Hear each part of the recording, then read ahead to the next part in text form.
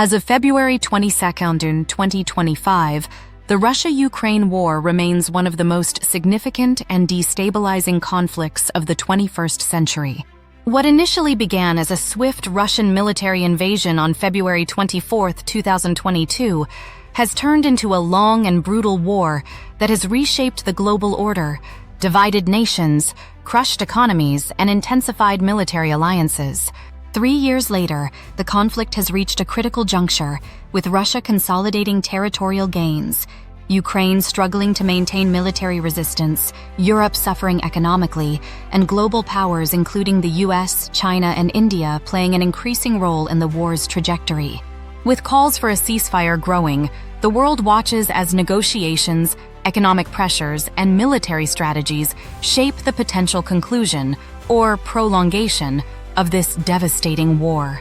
The human toll of the war is staggering. Hundreds of thousands of soldiers and civilians have lost their lives, entire Ukrainian cities have been obliterated, and millions remain displaced. Economically, the war has pushed Germany into a historic economic crisis, significantly weakened the European economy, and destabilized energy markets worldwide. The return of Donald Trump to the White House in January 2025 has further complicated the geopolitical landscape, as his critical stance on Ukraine, NATO, and European allies has shifted U.S. policy. Meanwhile, Russia has been able to withstand Western sanctions far better than expected, largely due to economic and military support from China, India, Iran, and other non-Western allies. Despite facing sanctions, high casualties, and international condemnation, Russia has gradually expanded its control over eastern and southern Ukraine, particularly in the Donetsk, Luhansk, Zaporizhia, and Kherson regions.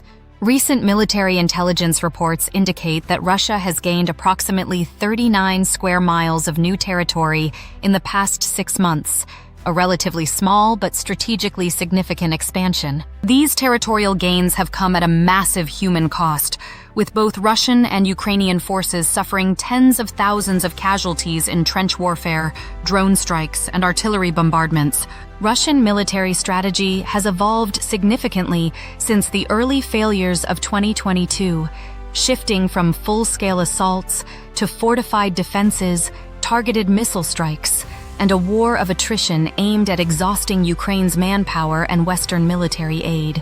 Despite these advances, Russia has failed to achieve its original objectives of capturing Kyiv and replacing the Ukrainian government with a pro-Moscow administration.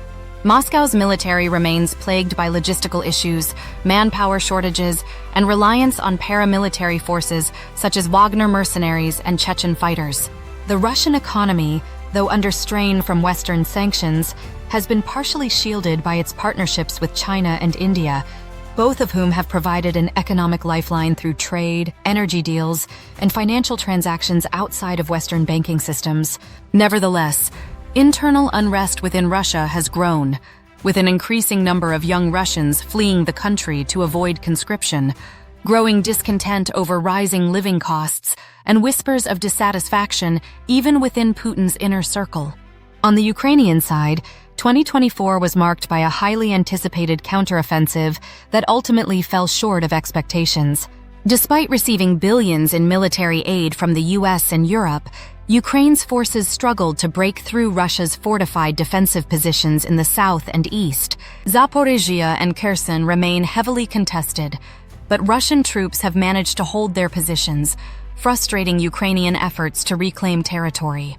Kyiv's military suffers from severe ammunition shortages, especially after Trump's administration cut U.S. military aid to Ukraine by 40%, citing the need for Europe to take greater responsibility in funding the war effort.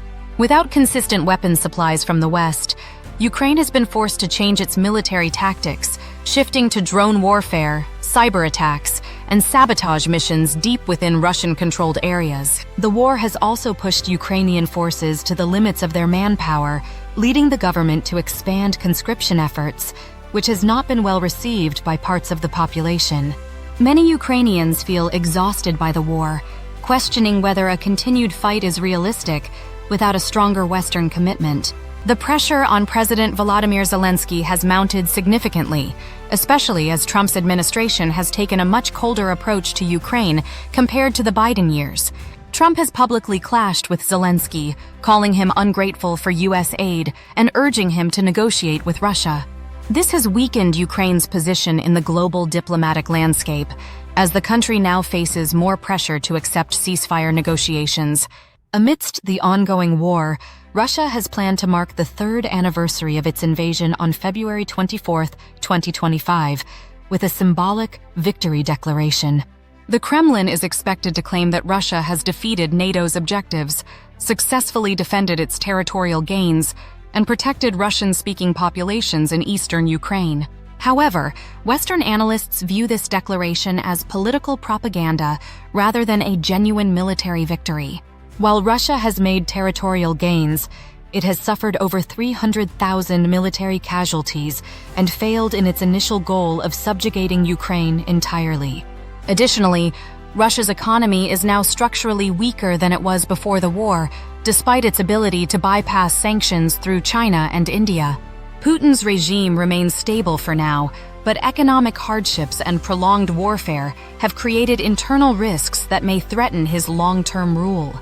One of the most significant shifts in the Ukraine war in 2025 has been the return of Donald Trump to the U.S. presidency and his drastically different approach to Ukraine and NATO. Trump has slashed military aid to Ukraine, criticized European allies for not doing enough, and signaled a willingness to negotiate with Russia on terms that would likely include territorial concessions. This shift has triggered tensions within NATO, as European leaders disagree over whether to increase their support for Ukraine or push for diplomatic negotiations. French President Emmanuel Macron has called for stronger European military commitments to Ukraine, even suggesting that EU nations consider direct military involvement, an idea that has divided European policymakers. Meanwhile, UK Prime Minister Keir Starmer has tried to balance British support for Ukraine while maintaining diplomatic ties with Trump's US administration. The economic consequences of the war have been particularly devastating for Germany, Europe's largest economy. Germany was heavily dependent on Russian gas before the war, and the loss of cheap energy imports has led to an industrial collapse. Major German industries, including automobile production, steel, and chemicals, have suffered major losses, with some German companies relocating operations to the US and Asia due to cheaper energy costs. Inflation in Germany has reached its highest levels in 30 years, leading to mass protests across major cities like Berlin, Munich, and Hamburg.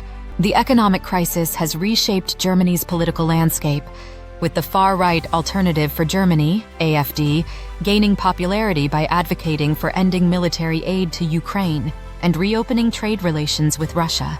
The upcoming snap elections in Germany on February 23, 2025, could significantly impact Europe's approach to the Ukraine war, as a shift in German policy could fracture EU unity on sanctions and military aid. As the war continues, discussions around a potential ceasefire have become more urgent. The Trump administration is actively pushing for negotiations, though without European involvement, which has frustrated NATO allies. A ceasefire agreement could allow Europe to recover economically, but it may come at the cost of territorial concessions to Russia, which could weaken Ukraine's sovereignty and NATO's credibility. Zelensky remains opposed to any deal that cedes Ukrainian land to Russia. But with military aid dwindling and economic pressures rising, Kyiv may be forced into difficult choices. The future of the Ukraine war remains uncertain, but one thing is clear. It has already reshaped global politics, military alliances, and economies for years to come.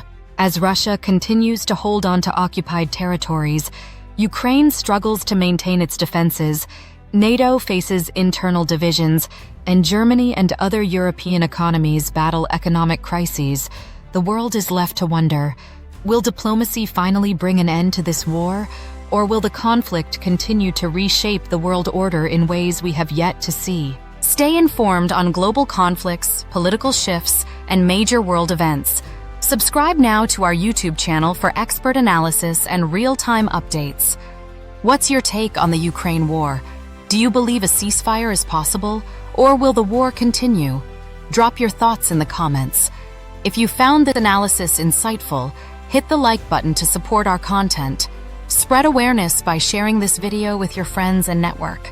Let's discuss one of the most defining conflicts of our time: